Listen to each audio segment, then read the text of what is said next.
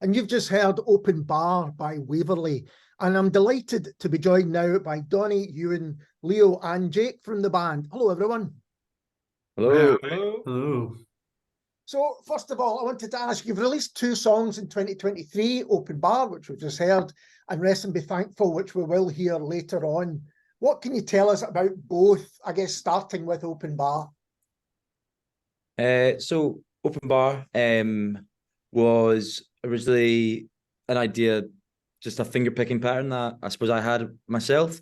And we have different ways of working, I suppose, with the band. Sometimes it's a riff, an idea that's very much just like one person's little brainchild and it gets brought to the band and we flesh it out. Sometimes we constantly like collaborate in the rehearsal studio and build from there. This was the latter, the former. Was sort of something I'd written on my own, and brought to the band, and we sort of slowly built it up, but we weren't really anticipating it growing arms and legs. It was one of those that we quite liked, but we didn't think had much in it. It wasn't until we got recording it that it sort of became a firm favorite of all of ours, and the way we captured it made it sure it stayed to the sort of demo and the original feeling of the finger-picked sort of folky feeling, quite subdued initial beginnings of the song. And yeah, and then we recorded it in stages, with some being recorded in Loch Fyne, in a small studio up there, before being taken to Chamber Studio in Edinburgh, where we recorded our songs and fleshed out further. And yeah, I suppose maybe someone else has more to say. I can't really remember. Well, one of the things I found about it is it's quite different to Rest and Be Thankful. You've kind of grouped them together on the single, but it kind of shows at least 2 sides of what you do. I think that's always what we're trying to do. I think we tried to highlight with Open Bar as our second release after Rest and Be Thankful that we are, one, we've got 2 singers, which is somewhat unique. 2, that we've got different styles because we have different songwriters in the band. So songs come out differently from different people with slightly different influences. And 3, it's a folky feeling song, and we wanted to highlight that we very much feel ourselves as based in folk with other elements added on. Even Rest and Be Thankful was Leo's initial guitar riff, and that started as a riff that emulated a fiddle being played. Right. So even that might feel different, but it is based in folk. And Open Bar, for 3 reasons, we felt would be a great second single. And we love bands that can go left, right, forward, up. I'm a Beatles fanatic, and every album, every song is a completely different direction, and that's, I suppose, we always want to give it a bit of a mix. Now, Donny's done some heavy lifting for the beginning, guys. So who's going to talk about Rest and Be Thankful? I give him a break. Well, I guess I can jump in on Rest and Be Thankful. It covers a lot of the same ground that Donny covered, which is we'd go through these different methods of recording songs and writing songs. And Rest and Be Thankful was definitely an anomaly in that. You know, typically it would be a song that me and Donny have the kind of roots of, and then we bring to the other guys. And we kind of flesh it out and add on, and the guys add their own parts, and it kind of grows into something new. But with Rest and Be Thankful, it was a weird rehearsal that we had one day where, like Donny said, Leo came to us with this riff. I think we were one of us was jokingly asking for a riff that wasn't in 4/4. So because we're very used to writing songs in 4/4. And Leo was like, yeah, I've got this guitar riff. And we immediately sped it up quite substantially, I think, which made it difficult for him to play, but you can definitely hear that kind of that fiddle influence. And then, yeah, it was different things, and we're kind of trying to develop a hook for it, something in the chorus, different stages of growing the song, and it formed in a much more different way than we're used to. I think it was Jake that first of all just said Rest and Be Thankful would be quite a good line. And then the lyrics of the song started to build from that.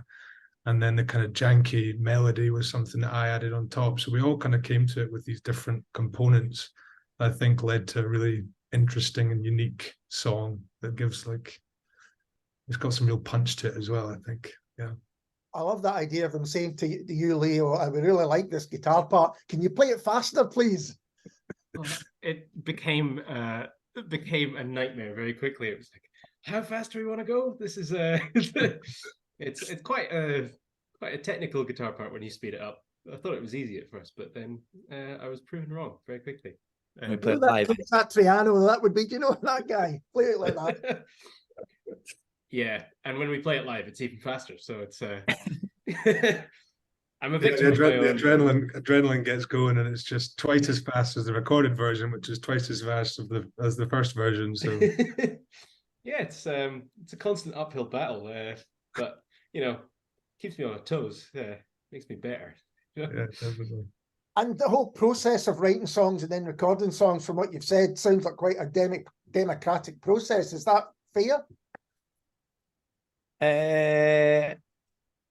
Let everyone feel it's democratic, I suppose. Whether it is in practice, I don't know. I'm probably not the best. It's sort of like I'm like Xi Jinping saying, "Yeah, China's democratic," but I'm probably not the best to ask.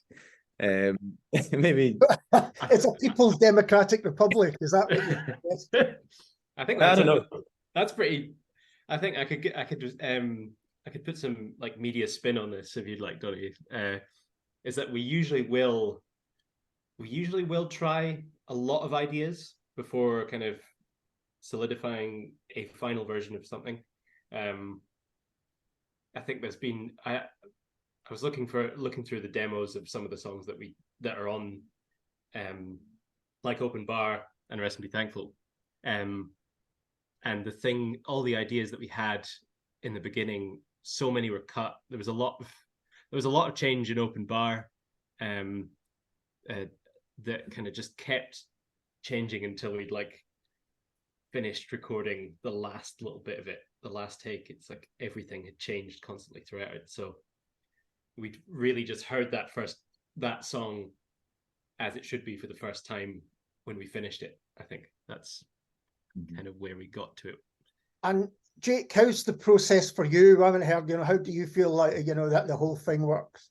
It's great for me. I mean, it's pretty laid back for me and Rory specifically in the rhythm section, things are normally quite sort of chilled because usually, as the boys are saying, it's like Donny and Ewan bring a song in whatever form it's in. A lot of the time, it can be quite sort of fleshed out and they've got good sort of strong ideas for where things need to go. Rest, as the kind of Ewan was saying, was a really interesting one because it was Leo's riff that we just happened to start playing on the day. And then I feel like we all quite quickly picked up on where it should go, like within the sort of first kind of few times we were playing around it, and kind of became quite focused quite quickly. And whereas sometimes maybe we have a little bit less say in what goes on, kind of if Donny or Ewan has a really strong picture in their head of how this is going to be, and usually they're almost always right with how it should be because it's their songs. But they bring them, and then when we flesh them out, we can kind of add in little bits of our own and little bits that we enjoy and little bits to make it interesting for us. It's a bit more difficult for me as a bassist, having sort of 3 guitarists. I kind of can't do anything too interesting and fancy, but Rory's an unbelievably good technical drummer. So kind of between me and him, we can find little bits and pieces in songs and throughout songs that kind of make us happy and give us a little thing to smile at each other for. So I think it works for all of us. It's kind of a good system that we have. Because am I right in thinking you've known each other? I mean, how did the band kind of come about? You, and tell us a bit about that. That would be interesting to hear. Oh, well, where to start? I think me and Donny probably started playing guitar when we were about 10 years old. I think it was a phone call I got from Donny asking, you want to start a band? And then I played him Back in Black over the phone, and he was like, yeah, you're the guy. So me and Donny have been playing for a long time, and then started playing with Jake and Rory. Donny, Jake, Rory, and Leo all know each other from Edinburgh School's rock ensemble. All right. So they met through that. I wasn't a part of that, so I'm not a good ambassador for that, but I've heard they speak highly of it. And I think quite a lot of bands have come up through Edinburgh and gone on to big things, having gone to that So that was definitely a big part of our meeting. And then Leo joined us quite recently in the last couple of years, and really kind of helped elevate us to the next level, I think. And as a 5-piece, we've felt, we've gone on to a lot of more exciting things and feel really cemented in a direction, and feel excited about the songs that we're writing and the songs that we're recording. So there's been a kind of long, drawn-out process. It's all kind of fallen under the Waverley umbrella, but I definitely feel that in the last couple of years we can kind of properly call ourselves a cemented band. That's quite a precocious 10-year-old Donny at 10 phoning someone up saying, do you want to be in a band? I think I was phoning you guys up saying, do you want to do Kick Door Runaway or something like that? But I mean, did you know, Donny, that from that young age you wanted to make music? I guess you must have done if you were making that call. Yeah, me and you went to primary school together, so we knew each other from that. And I heard he played guitar, and I was just starting to learn guitar, so I don't know why I was calling him as like addition for me, because I was in no way ready to be doing that. But yeah, always wanted to play music, always wanted to do. My dad plays, and you know, I've been around music, and he's done a bit of work in music industry as well, like years ago, but he's a teacher now. So it's always been in the household. And yeah, just heard Ewan could play and asked if he wanted to join up, and we've been playing and writing since, and then we've met other people along the way, and it's grown, and now that's all we want to do, I suppose. And do you each bring different influences to the band? Because your sound to me is kind of Americana, folk rock, those kind of things. I hope I'm not being, mistaken about that. But I'm interested if you bring different influences to it. Leo, what do you think? Is that the case? Do you bring different influences? I think I have quite a strong picture in my head of what everyone brings and where their influences lie. Oh, this is good then. I'm glad I asked you. It's kind of interesting that Jake and Rory specifically, I see this almost the outliers in the taste department. Like Rory does a lot. He's quite into his techno. I think he might crucify you for going into specific genres, but he's not here, so no, he's not. Oh, for not being here. But and Jake, you're quite into your hip hop, so like that side of the band is quite, well, like in the best way, like very rhythm centered. Yeah. And in quite an interesting way compared to so bringing that side of things to like mine, Donny and Ewan's sort of like, folk influence and your classic indie rock bands. I think we all, is that fair to say? I didn't grow up with you, so I'm now think that's probably quite fair. I think certainly me and Donny's are pretty similar. Tend to steal from his playlist, and he occasionally steals from mine. I think I would definitely take the Americana infused folk. Take that. I think.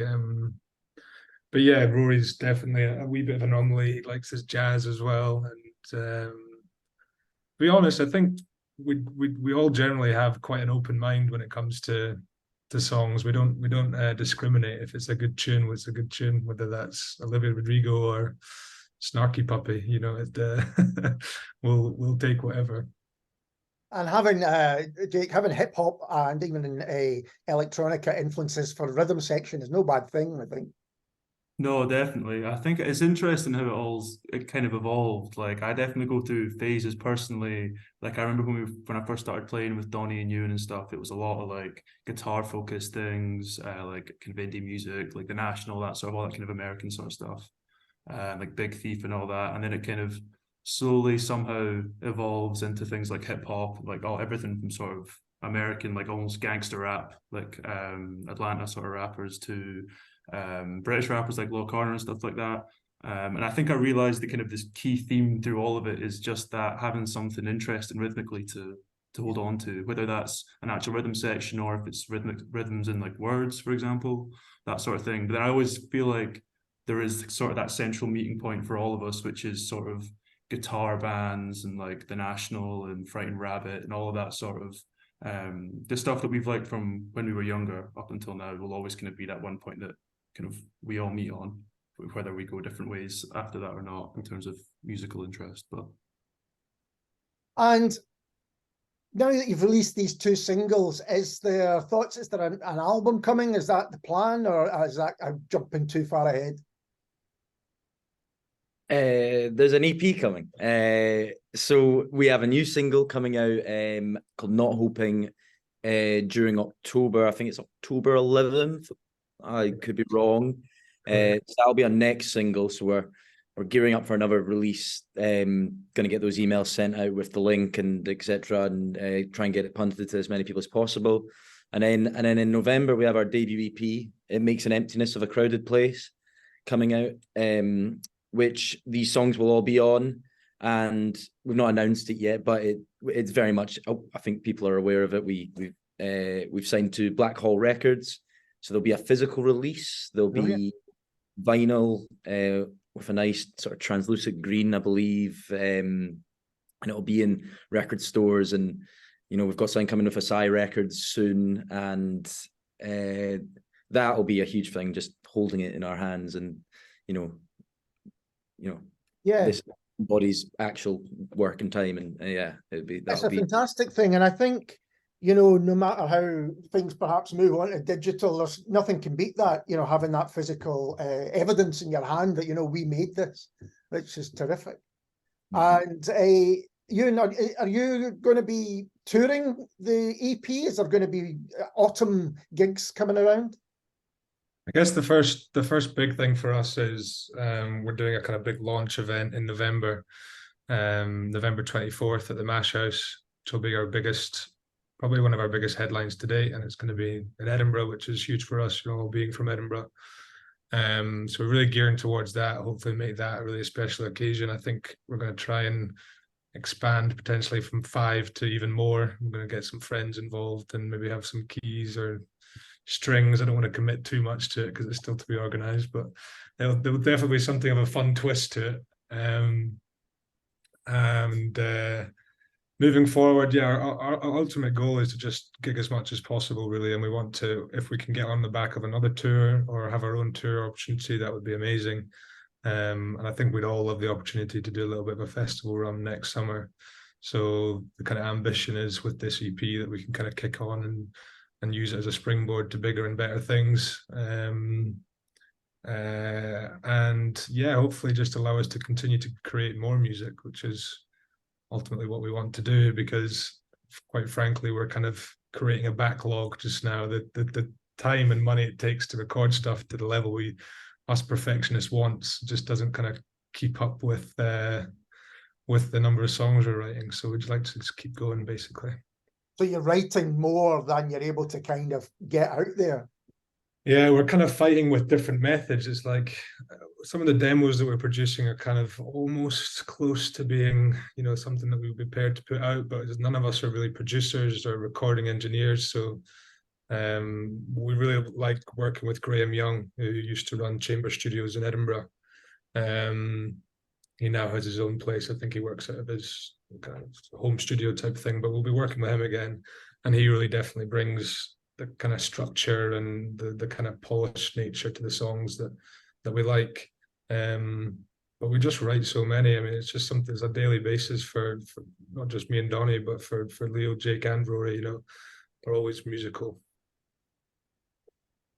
So you'll have plenty for the kind of 5 CD box set, further down the line when the retrospective of Waverley. Talking about getting the physical thing and releasing an EP and all that made me think about, do you have a kind of plan about how you release music these days? I guess people always did, but do you think, well, we've got this EP, but we'll release one single? Is that carefully thought out? We're getting better. We have done this. We have Waverley in some combination has been releasing music, even if it was just on SoundCloud when we were a lot younger and in high school, for years now. So every time we do it, we get better and better at it, and we understand what's got to be done. We're quite aware of release strategies, just out of pure curiosity of other artists, even if it's local bands or like the big hitters. Olivia Rodrigo just brought a new album, so I've been following her, like how that works. So we're getting better, and now we know sort of bits we have to hit, targets we have to hit, spaces in between songs, who it should be pitched to get your radio play and so on, and even getting better at writing little bios and stuff that will make people want to listen to the music. But it's constantly plaguing our minds because you think you've got it and then it changes, or there's a better way of doing it. But yeah, I think that's the thing. There's no necessarily right or wrong way. It's whatever works for you, and you have to just kind of try things. And Leo, what's the recording experience like for Waverley? Are you a band to go in and do it live, or is everything recorded individually? How does it work? I think in terms of what we brought to this EP, we knew going in, like the EP that we wanted to record, like the songs we wanted to record. But it started, it's a bit different from how I know other people have done some stuff, have recorded their own stuff in past. We originally booked the studio up in Lochfine that Donny mentioned, and it was a sort of self-recording setup. So we had 3 days there, I think, and just did ridiculous days. I think we were pulling like 20-hour days, just recording everything we could have. And I think that the original plan was that like that was going to be the end goal. That was the end product. We were going to walk away from that with an EP. So we ended up with all these files of guitar recordings and vocal recordings that then we brought to Graham Young at Chamber. The original plan was he was gonna record the drums because Rory wanted a really good drum sound and Graham could do it. And then by the end of that session where we recorded those drums, Graham had started basically showing us the potential of what we've recorded but done properly. And we went, let's do all of this again. So there's some remnants of what we did record by ourselves, but a lot of it was just brought to life by doing it with Graham. But there is a mix. There is a mix of multi-track, and there's one song that is very specifically live recorded. It's I think, Donny, you've referred to it as the emotional centerpiece of the EP, which I like, and I'll use that going forward. But it needed that live feeling and that sort of ebb and flow of the speed and the tempo. And we did it in like 4 takes or something like that. And we're all pretty proud of it. I think it might be the blueprint going forward for how we do things, just keeping that live feeling, because we are a live band after all. And I was going to ask you, Jake, maybe you can answer this. What is the difference, if there is one, between the recorded stuff and the live stuff? We've already heard that they ask, it gets quicker, or at least they ask Leo to play quicker, but the whole thing, is it quite different? I think it kind of depends song by song. Like one of the reasons that we wanted to try kind of live tracking in the studio was to get that live feel and not so much focus on kind of specific parts and go, okay, we could add something to this. Because when we've tracked normally and we're going kind of piece by piece, we'll go, oh, we could put that guitar in, and then we could add those keys in, and then we find something cool in the studio and we want to add that in, and it ends up sounding great, but you end up with sort of so many tracks on the actual song that you come to play it live afterwards, you go, who's taking what bit, and how can someone play 3 instruments at once? So usually, kind of because the songs start out in rehearsals and we kind of essentially build them for playing live, they'll be sort of relatively set for kind of the 5 of us, and relatively simple as a kind of song can be for 5 people. And then when it gets to the studio, things will change, and then kind of on the back end of it, we sort of think, oh, well, actually, I really liked kind of that part when we recorded it, so let's try to get that in instead of this other part. So I think generally live, it's just as they say, kind of the adrenaline gets going a bit, and so things are a bit faster. But apart from that, sort of, we try and kind of keep the same energy that's within the songs recorded that is kind of live at the same time. We're used to playing it with that energy, and I think live tracking some of the songs going forward is going to help that as well. Just keep that energy with kind of the five of us in the room at once. I think definitely gives the songs a nicer vibe sometimes than kind of methodically going through them piece by piece.